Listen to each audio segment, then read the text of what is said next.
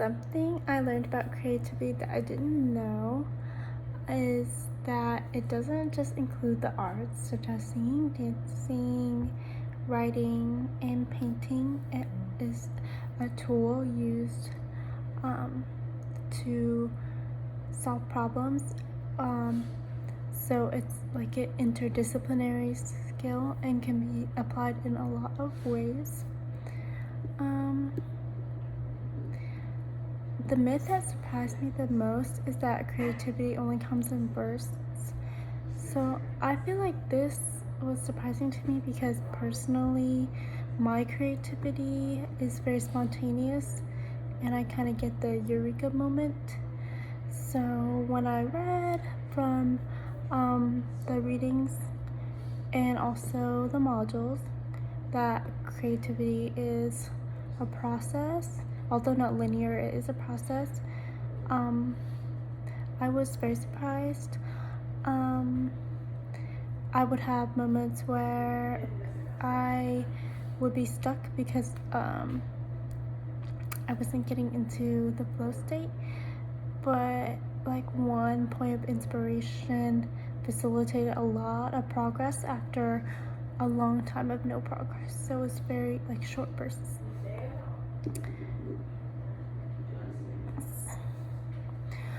Creativity is important in all companies and organizations. Like I said, is interdisciplinary. So creativity is a tool to be able to innovate and solve problems. So there's problems in every discipline and in every aspect of everyday life.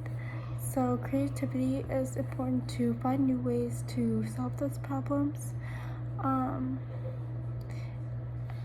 in a way that's problems can assess a lot of different factors and variables. So creativity is important to be able to address multiple facets.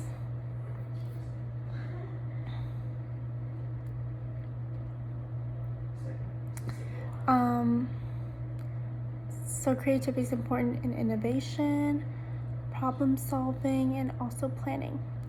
So an example of this that came to mind was the company Google.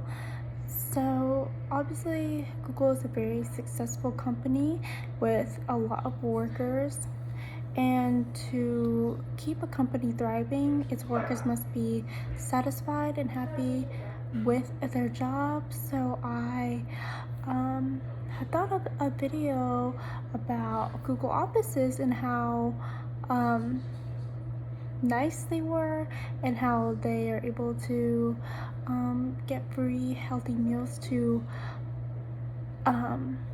promote employee satisfaction. And like I said, that also covers another discipline of business and human resources.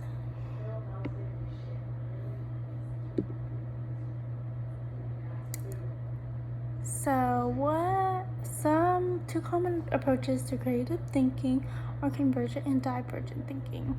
So convergent thinking or divergent thinking is kind of just going,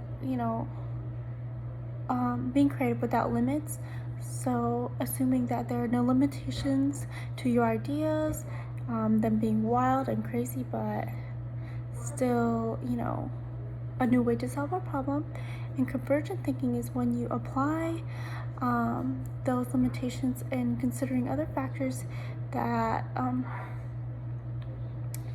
could inhibit the success of the idea and evaluating the idea. And I learned this from the YouTube video by John Spencer.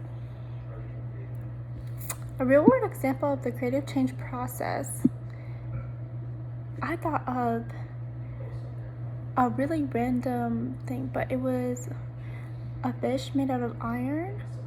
So this addresses the population that is iron deficient, and you would cook the food with iron fish.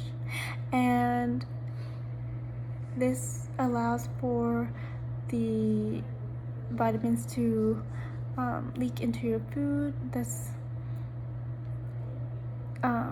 giving you the iron that you need. I thought it was very interesting and saw how it was a creative way to solve a problem, such as people who don't want to take vitamins and have a hard time including it into their diet. The iron fish is a great way to be able to get those nutrients without having to struggle with changing your diet or taking vitamins.